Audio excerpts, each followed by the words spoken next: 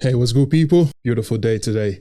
Today's episode, I'll be reacting to one of the best out there, young man, industrious, and without much ado, let's get to it. The worst things you can do as a human being is covering up for your friend when they are cheating on their spouse. And let me explain the gravity of it. As a matter of fact, one of the worst things you can do to yourself is to have a friend who expects you to do that for them, especially if you still have some innocence left in your conscience. You they do bro code, but let me tell you, any code that places on you the responsibility of condoning betrayal is a code that was designed to damage your soul. I like that. I like this. But then there are contexts to this. I feel, I don't know if it's just me, but I feel personally attacked because I don't think infidelity is unique to the male human being. I think it applies across all humans. But let's hear him. Run, I'm coming. The people around you must to know that you will not ride for them. Hero Emeka, did my husband spend the night at your place yesterday? He said you people were watching match. Now he was here. And tell him to let him return my shirt too. He even took my shirt. You are covering up.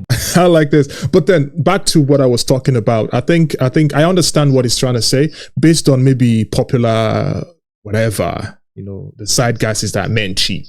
A lot of people believe that, but the evidence doesn't agree with that narrative. But yes, great content. I like his mindset. I like the fact that he's speaking up on these things, and it helps. It actually helps. But then, let's hear him. Game is fire. Let me tell you, once is enough. Because people make mistakes, yes. But if you make this your lifestyle, let me tell you, no matter how good a person you are and how well things are going in your own house, which I doubt, you are not innocent of the destruction of that person's home. Because a lot of the misbehaviors that we carry out as human beings is because our circle condones it. Yeah, and I agree with that, but there's a context to it. I like the fact that he's even, to me, I feel like he's favoring me as a man because he's talking to me as a man. So I'm going to benefit from it. But the need for diversifying this, especially knowing, because I'm suspecting he knows, a very popular guy, he's out there. I'm suspecting he knows that the infidelity thing is not unique to the male human species. So diversifying that would, one, although some people might look at it from the perspective of, oh, you're criticizing us. No, it's the men that has come. It's the men that are this. It's the men that are that. It's an opportunity for you to learn. So I feel like I'm benefiting and the women are not. So they should also benefit from this narrative. He created a very good example, very, very off the shelf, common example. The whole cover up thing is very common, but then how about the other aspect of it? But let's hear him. I really want to hear him. Now we are social beings. So you are not innocent of the corrupts of their homes. Neither are you innocent of the corrupts of their children's homes after. Because one thing that I found out in my adult friendships, interacting with people that have started to grow, it is that once any of the parents is involved in our way fixture, they pray for our side. The children know. They know. They always find out. And so you that is a friend, you dare your own house. Let's not bring in the kids to this, and I know why I'm gonna say that. Anyway, quick one. If you're just watching and you're enjoying what you see, hit the subscribe button. Let me know what your thoughts are. Let me know in the comments. Let's proceed. Let's not bring in the kids. Right? Infidelity or whatever, our way fixture, the way he talks about it, is an adult affair. The kids have nothing to do with it. And I think this should be echoed across cultures, across borders. Would it affect them? Yes, it does. Invariably, it affects them. But that is if the adults are not able to handle their business, handle their emotions and behaviors as a consequence, right? Would it affect your partner? Yes. Would it affect your spouse? Yes. But the point remains that it's not a children affair. It should never, no matter how grievous the affair or whatever it is, it's got nothing to do with the kids. Allow children to be children. Leave the kids out of it. Is it good? No. Is it fair? No. But the point is, these, congenital affairs and infidelity are adult affairs, and the kids should never, must never be affected by them. Putting the onus on the adults, as it should be. So, and this is where I'll also want to hear him speak more. I like to hear him. Great guy.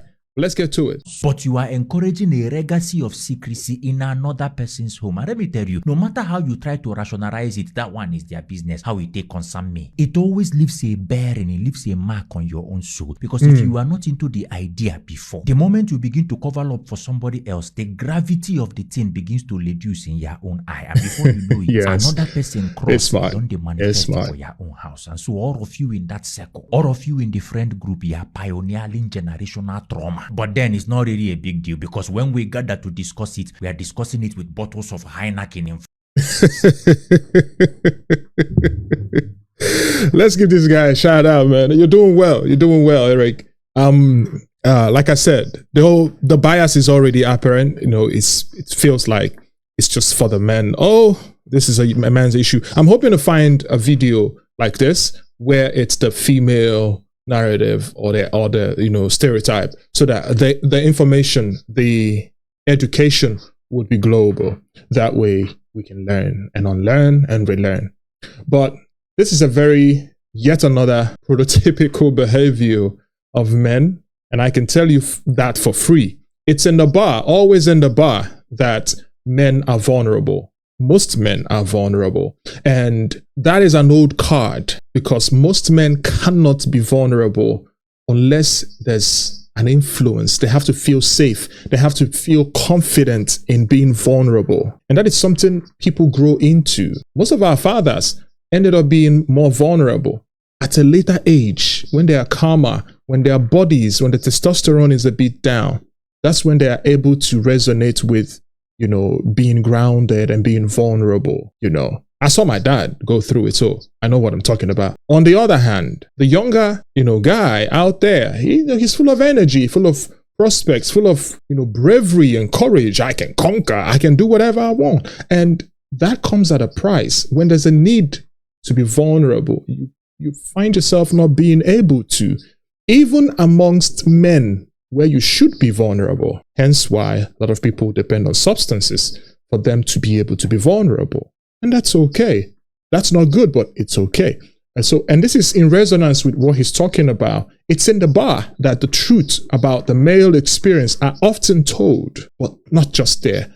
The movement of today is to encourage men to be more vulnerable without substance. There's nothing wrong with it. That's why you need to know yourself, know what your vulnerabilities are, know how to communicate them, and understand that even though it could be used against you, your ego has got nothing to do with your genuine success as a man, right? So let's let him speak. Let's let him cook. Front of us to drown the gravity and the intermittent rafter to rift our spirits. I want to hear this again. If you don't want something in your life, do not tolerate it in the life of your friends, because you will I agree with that. And all of you children will become you people. I don't know if you're getting me. Don't mention no. Don't mention no. So this is the part I really like about him.